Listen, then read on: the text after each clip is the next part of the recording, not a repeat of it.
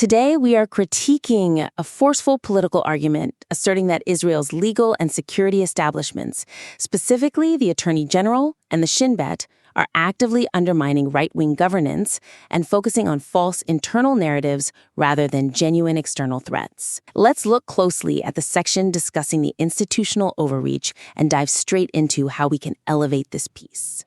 The narrative structure diffuses its own impact by rapidly oscillating between unrelated, highly explosive allegations without a central connective framework. Yeah, it feels a bit like a prosecuting attorney just dumping all their evidence boxes on the table at once. Right, exactly. Like rather than presenting them logically, witness by witness. Just papers everywhere. Yeah. So the weakness here is that the material jumps erratic. I mean, it begins with the Attorney General's behavior at the Knesset, right? And her alleged coordination with the former military advocate general. Which, puts the reader in a very specific procedural mindset. Exactly. You're thinking about legal jurisdiction. But then it abruptly pivots to David Zini, Ronan Bar, and the Shin Bet's Jewish division. It's a huge jump. It is. And then moments later, it asserts that the October 7th attacks were an intentional internal rebellion before suddenly pivoting again to attack a former deputy chief of staff for his rhetoric abroad. Wait, so you're asking the reader to hold, the Attorney General's earpiece in one hand, the Shin Bet in the other, and somehow mentally connect them all? Right, all within the span of a few paragraphs. The logical bridge between these disparate institutions is missing. So it just reads like a stream of consciousness list of grievances rather than a cohesive argument. Exactly. When a reader has to continuously discard the context of the previous sentence to understand the current one, they just get reading fatigue. Yeah, they stop trying to synthesize the overarching argument. So what is the suggestion here? How do we fix the flow? The suggestion is to establish a clear, unifying core thesis early on. Something like the bureaucratic establishment's subversion of democratic governance. Okay, I see. And then use each individual agency as a distinct, organized supporting pillar that proves the central thesis. By telling the reader what the destination is up front, you give them a framework. A mental framework to place all those disparate pieces of evidence into. Right. So, for a concrete example, instead of pivoting directly from the Attorney General's earpiece to the Shin Bet, you group the claims structurally. So compartmentalize them? Yes. Create a dedicated section titled Legal Subversion. And in there, you detail the Attorney General's refusal to attend hearings, and her specific legal maneuvers. Keep all the procedural stuff quarantined in that one room. Exact. Let the reader fully digest that alleged overreach. Then use a clear transitional sentence to move into a new section on, say, security establishment bias. Oh, okay. And in that section, you focus exclusively on the Shin Bet's disproportionate pursuit of nationalist terrorism in Judea and Samaria. This thematic grouping prevents the listener from getting lost in those rapid pivots. Yeah, that creates a real compounding effect. Like when you finish the legal section, you're skeptical of the lawyers, and then you carry that skepticism right into the security section. Right. It transforms a disorganized pile of complaints into a really systemic indictment. Okay, I can definitely see what you're going for here. Let's move on and see how we can strengthen the style, because what I really like about this next part is the undeniable passion. Oh yeah, the passion is definitely there. Especially in the sections defending the necessity of parliamentary immunity to do substantive work. But if the goal is to persuade an audience beyond the immediate base, calling me opposing counsel names usually results in a reprimand from the judge rather than a conviction. The reliance on ad hominem attacks and extreme hyperbole severely undermines the credibility of the underlying institutional critique. It really does, because the text gets pretty hostile, right? It does. The weakness here is that using phrases like, she must be stupid, or mocking the Attorney General for wearing an earpiece, it distracts from the actual systemic issues. Yeah, and claiming she can only read from a page and a half. Right. And furthermore, stating definitively that the military failures of October 7th were an intentional rebellion or coup, which they literally summarize as 1 + 1 = 2. Just reducing this historically complex intelligence failure to a math equation. Exactly. And they also accuse political rivals of criminality just for renaming a party the Democrats. bureaucrats. It allows critics to dismiss the entire piece as conspiratorial. The tone just completely overshadows the evidence. Well, let me play devil's advocate for a second here. Sure. Because in the modern media environment,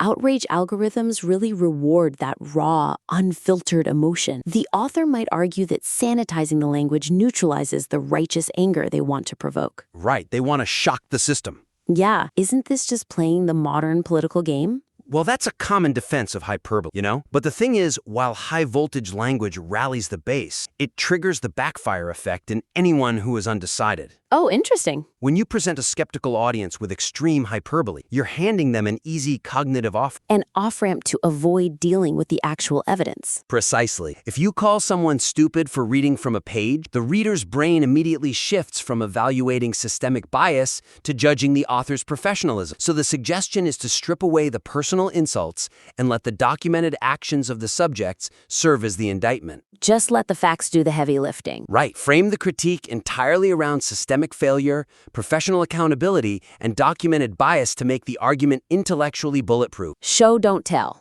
Exactly. So, for a concrete example, instead of calling the Attorney General stupid for reading from a prepared page, rewrite the critique to highlight systemic incompetence. What would that sound like? You could say, the highest legal authority's inability to address the committee without scripted talking points demonstrates a troubling lack of independent, substantive justification for her action. Oh, wow. Yeah, that sounds like a formal parliamentary indictment, not a schoolyard taunt. It forces the opponent to defend the action itself, which is much harder. Similarly, instead of definitively calling October 7th a deliberate coup, reframe it analytically. Tie it to the internal bias thesis. Right. The concrete example would be writing, the catastrophic failure to detect 7,000 terrorists crossing the border at will suggests a fatal distraction within the security apparatus, which was inexplicably focused on pursuing false narratives in Judea and Samaria. Notice how that preserves the devastating nature of the critique without crossing into, conspiracy territory. Exactly. You frame it as a fatal distraction,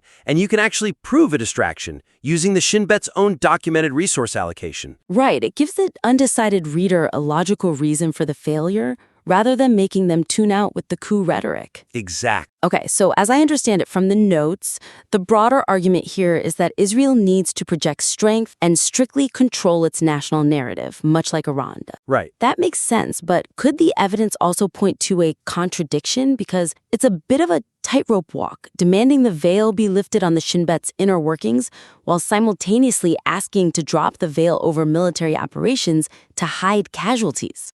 The argument leaves crucial ideological vulnerabilities exposed by failing to preemptively address obvious counter-arguments regarding transparency and democratic checks and balances. It's essentially a transparency paradox. It really is.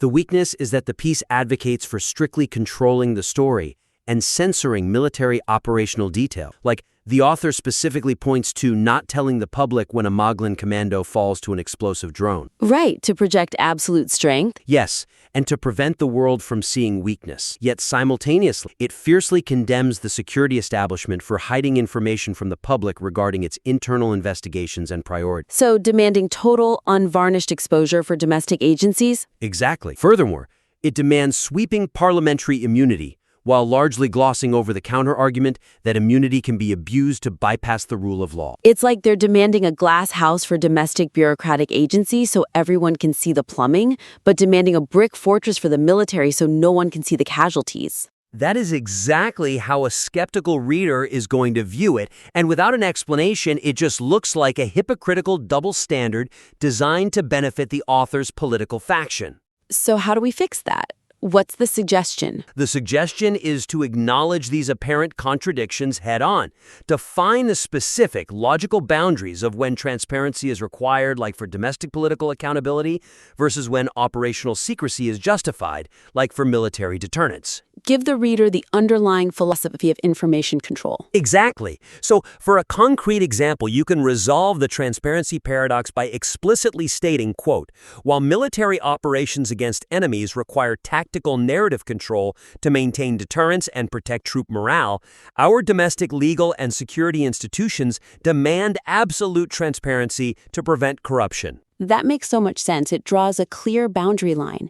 Enemies get secrecy, domestic bureaucrats get transparency. Right. It transforms a glaring contradiction into a really nuanced doctrine. And you have to take that same proactive approach when defending parliamentary immunity. Because the reflexive counterattack is always, oh, they just want to take bribes. Yes. So the concrete example here is to expand on the brief mention of corruption to fully inoculate the argument. You write, parliamentary immunity is not a shield for moral failings or taking bribes. As the record clearly shows, I do not advocate for protecting corruption.